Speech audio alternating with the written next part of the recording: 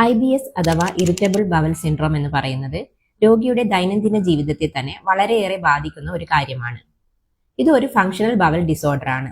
അതായത് പരിശോധനകളിൽ ഘടനാപരമായി വലിയ മാറ്റങ്ങളൊന്നും കാണാതിരിക്കുകയും എന്നാൽ അതേസമയം രോഗിക്ക് പലതരത്തിലുള്ള ശാരീരിക മാനസിക ബുദ്ധിമുട്ടുകൾ അനുഭവപ്പെടുകയും ചെയ്യുന്നു എന്നതാണ് ഇതിന്റെ ഒരു പ്രത്യേകത. വളരെ വ്യത്യസ്തങ്ങളായ രോഗലക്ഷണങ്ങളാണ് ഈ ഒരു അവസ്ഥയിൽ രോഗി പ്രസന്റ് ചെയ്യുന്നത്. പ്രധാനമായും വയറുവേദന, പ്രത്യേകിച്ച് ആഹാരശേഷമുള്ള വേദന, ഉടനെ തന്നെ ടോയ്ലറ്റിൽ പോകണമെന്ന ചിന്ത വരികയും അത് പോയി കഴിഞ്ഞതിന് ശേഷം വേദന ശമിക്കുകയും ചെയ്യുന്നു.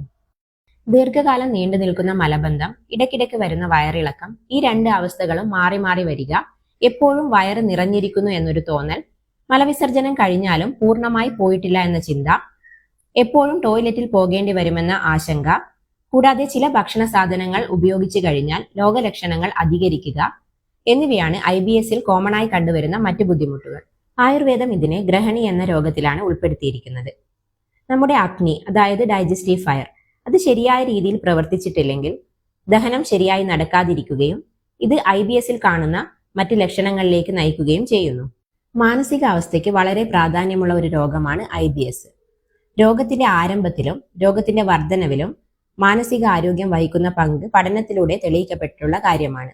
ഇത് കൂടാതെ നമ്മുടെ മുമ്പിലെത്തുന്ന രോഗിയോട് നമ്മൾ അവരുടെ രോഗത്തിന്റെ ആരംഭത്തെക്കുറിച്ച് ചോദിച്ച് മനസ്സിലാക്കുമ്പോൾ പലപ്പോഴും ആ ഒരു സമയത്ത് അവർ ഏതെങ്കിലും ഒരു പ്രത്യേകമായ മാനസിക സംഘർഷത്തിലൂടെ കടന്നുപോയിട്ടുണ്ടാകും.